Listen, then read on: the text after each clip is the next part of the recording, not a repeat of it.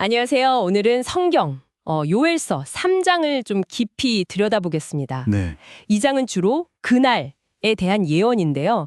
그러니까 하나님께서 유다와 예루살렘의 운명을 회복시키실 때 일어날 일들, 이걸 다루고 있어요. 네. 시작부터 아주 강렬하죠. 맞아요. 하나님께서 모든 민족을 여호사밧, 골짜기라는 곳으로 모으신다고 해요. 상징적인 장소겠죠. 그렇죠. 거기서 심판하시겠다는 선언이 나옵니다. 그 이유가 그들이 하나님의 백성 이스라엘을 흩어버리고 또 하나님의 땅을 나누었기 때문이다. 이렇게 나오죠. 네, 이 심판의 이유를 본문이 아주 구체적으로 제시하고 있어요. 어떤 내용인가요? 이게 단순히 전쟁 포로를 잡아가거나 영토를 나눈 그런 차원의 문제가 아니거든요. 아, 더 심각한 거군요. 네, 이스라엘 백성을 제비 뽑아서 막 노예처럼 다루고요. 소년을 기생값으로 넘기고 소녀를 술값으로 팔아버리는 정말 인간 존엄성을 완전히 짓밟는 행위들을 고발하는 거죠. 와, 정말 충격적이네요. 그렇죠. 이건 단순한 전리품 획득 그 이상이에요. 하나님의 백성에 대한 아주 깊은 모독으로 봐야 합니다. 특히 그 두로, 시돈, 블레셋 같은 주변 민족들을 딱 집어서 책임을 묻는 부분도 인상 깊었어요. 맞습니다. 성전의 귀한 보물들을 가져가고 또 유다 자손들을 멀리 그리스 쪽으로 팔아넘긴 죄를 구체적으로 언급하죠. 그러면서 즉각적인 보복을 경고하시고요. 네, 바로 이 지점에서 하나님의 공의가 드러나는 건데요. 어떤 식으로 드러나죠? 핵심은 행한 대로 갚으신다. 이 원칙입니다. 그들이 이스라엘에게 했던 것과 똑같이 이제는 반대로 그들의 자녀가 유다 자손의 손을 거쳐서 아주 먼 나라 스밧 사람들에게 팔려갈 거라는 역전의 선언이 나오는 거죠. 아, 완전한 반전이네요. 네, 이건 하나님의 주권적인 개입 그리고 정의가 실현된다는 걸 아주 극명하게 보여주는 대목이에요. 압제자는 결국 심판받는다는 메시지가 강력하죠. 근데요, 여기서 이야기가 또 정말 예상치 못한 방향으로 흘러가잖아요. 맞아요.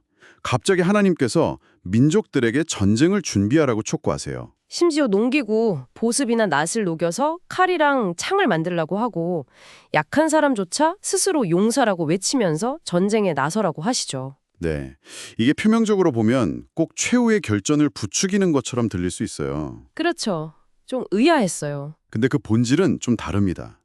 이건 오히려 모든 민족을 심판의 장소, 바로 그 여호사밧 골짜기로 불러 모으시려는 하나님의 계획을 어찌 보면 역설적인 표현인 거죠. 아, 심판대로 나오라는 명령 같은 거군요. 그렇습니다. 모든 악행과 교만이 결국 심판대 앞에 서게 될 거라는 걸 보여주는 거예요. 낫을 사용하라, 곡식이 익었다, 와서 밟으라, 포도주 틀이 가득하다 이런 표현들이 나오잖아요. 네, 추수와 포도주 비유요. 그게 바로 심판의 때가 임박했다는 걸 알리는 상징이에요. 죄악이 아주 무르익어서 더 이상 지체할 수 없는 시점에 이르렀다는 뜻이죠. 심판의 날에 대한 묘사도 정말 그 스케일이 엄청나더라고요. 우주적이라고 할까요? 맞아요. 해와 달이 빛을 잃고 별들이 사라지고 하나님께서 시온에서 막 포효하시는데 하늘과 땅이 진동한다고 묘사되죠. 상상만 해도 두려운데요. 이런 엄청난 심판의 광경 속에서 그럼 하나님의 백성에게는 어떤 메시지가 주어지는 걸까요? 바로 그게 중요합니다. 이 모든 혼돈과 심판 속에서도 하나님은 당신의 백성 이스라엘에게는 절대로 흔들리지 않는 피난처, 이자 산성이 되어주신다고 약속하세요. 아, 보호의 약속이군요. 네, 이 심판 과정을 통해서 이스라엘은 하나님께서 정말로 자기들 가운데 그 시온에 거하시는 분이라는 걸 깨닫게 될 거라는 거죠. 관계의 회복 같은 건가요? 그렇죠. 그리고 예루살렘은 다시는 이방 민족에게 더럽혀지지 않는 그런 거룩한 곳이 될 거라는 회복의 약속도 주어집니다. 심판이 그냥 파괴가 끝이 아니라 정화하고 관계로 회복하기 위한 과정이라는 걸 보여주는 거예요. 심판 이후에는 그럼 완전히 새로운 시대가 열리는 거네요? 맞습니다. 묘사가 아주 풍요롭죠. 산에서는 막 단포도주가 흐르고 언덕에서는 젖이 흐르고 메말랐던 시냇물은 다시 물로 가득 차고요. 심지어 성전에서 흘러나온 물이 시튼 골짜기 같은 아주 건조한 땅까지 적신다고 하죠. 네. 과거에 이스라엘을 괴롭혔던 애굽이나 에돔은 황무지가 될 거라고 대비시키는 것과는 아주 대조적이죠. 완전한 회복과 풍요의 이미지네요. 그렇습니다. 이 모든 이미지는 완전한 회복을 상징하는 거예요. 여기서 우리가 얻을 수 있는 핵심 통찰은 이거죠. 유다와 예루살렘은 영원히 보존될 거고 과거에 억울하게 흘려졌던 그 무지한 피에 대한 정의가 마침내 실현된다는 것. 아, 정의의 실현. 네.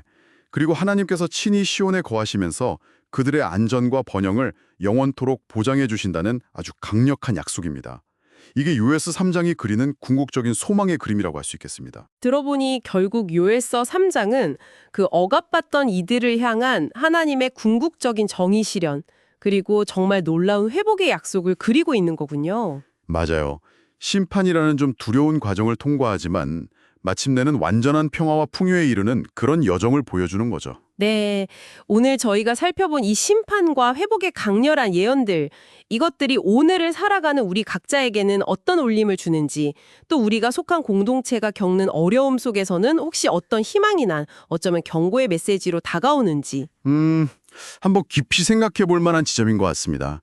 개인적으로든 공동체적으로든요.